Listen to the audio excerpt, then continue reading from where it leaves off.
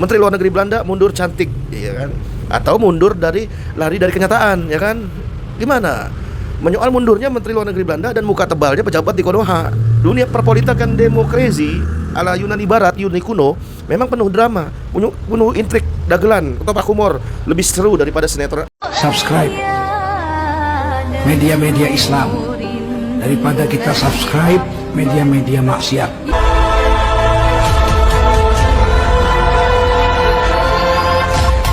Ya, bismillahirrahmanirrahim. Assalamualaikum warahmatullahi wabarakatuh. Jumpa lagi Al-Fakir Abi Faisal.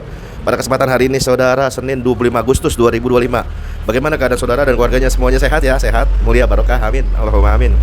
Menteri Luar Negeri Belanda mundur saudara karena gagal persoalan Palestina. Tapi nggak tahu kenapa di Konoha, ya kan, yang pejabat di Pati itu, Bupati Pati menolak mundur.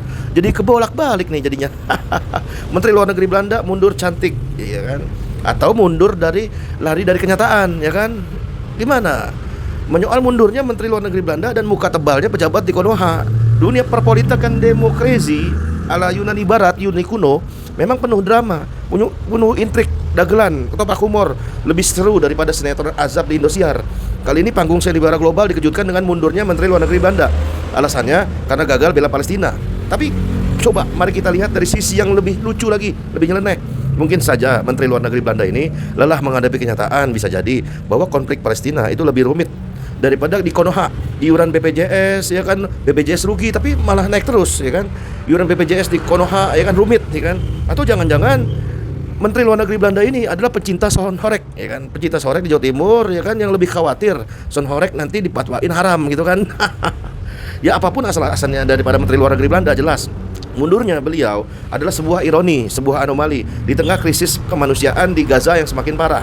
Seorang pemimpin justru memilih angkat kaki. Mungkin beliau lupa bahwa politik itu bukan hanya soal angka dan statistik, tapi juga soal empati dan juga keberanian untuk membela yang lemah. Lain Belanda, lain di Konoha. Di Konoha ada pejabat di satu daerah di Pati nggak mau mundur, ya kan, walaupun udah didemo oleh rakyatnya sendiri. Kita heran deh sama pejabat-pejabat di Konoha, udah jelas bikin masalah, bikin provokasi, bikin onar, ya kan, kerjanya juga nggak jelas, ya kan, naikin pajak sekian ratus %, ya kan. Masih aja yang masih pengen nempel di kursi kekuasaan, kayak nggak ada kerjaan lain gitu, ya kan, selain ngurusin pajak rakyat gitu. Ada juga yang bilang, netizen, pejabat-pejabat ini lagi ikut kompetisi sebenarnya di Konoha. Siapa yang paling kuat mental, maka semakin kuatlah itu dompetnya. Apakah begitu? Ya pokoknya fenomena pejabat yang ogah mundur di Konoha memang selalu bikin geleng-geleng kepala, apalagi khususnya di Pati. Di negara lain, di Belanda, pejabat yang gagal bela Palestina aja mundur. Di Konoha masa masih menjabat, apalagi sebagian ada yang rangkap jabatan. Kayak yang sudah Luhut Binsar Panjaitan, jabatannya segambreng, ya kan. Bukannya mundur, ya kan. Jadi kita cuma berharap semoga pejabat-pejabat di Indonesia ini meniru daripada Belanda, ya kan. Mundur juga kalau memang nggak sanggup, nggak becus, ya mundur. Kasih kesempatan buat orang lain yang lebih muda, yang lebih punya otak, ya kan, yang lebih kompeten, ya kan. Dan yang paling penting, jabatan itu cuma amanah, kekuasaan yang fana. Kesenangan, kebaikan itu cuma sementara. Jadi siapapun penggantinya, siapapun yang bela Palestina, nanti bukan hanya Joko pidato omon-omon, teriak-teriak, kita akan terus bela Palestina, tapi di belakang layar bisik-bisik, kita bela Israel. Yeay. Jangan sampai cuma omon-omon.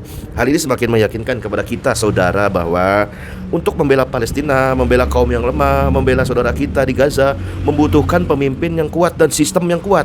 Layaknya perisai. Perisai itu hanya ada di dalam sistem Islam kafah yang sudah terbukti Khalifah Umar bin Khattab, Sultan Salahuddin Al-Ayyubi bebaskan Palestina. Karena dari hadis riwayat Imam Muslim, Nabi SAW bersabda, innamal imamu junatun yuqatalu min waraihi wa yutaqabih. Imam itu laksana perisai, tempat orang-orang berperang di belakangnya dan berlindung dengannya.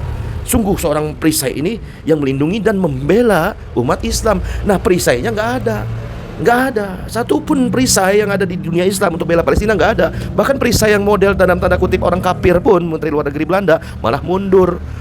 Perisai yang selama ini diharap-harapkan yaitu dunia Islam, mereka teriak-teriak bela Palestina, tapi di belakang berbisik, Chef Israel kacau. Itulah gunanya otak. Wassalamualaikum warahmatullahi wabarakatuh.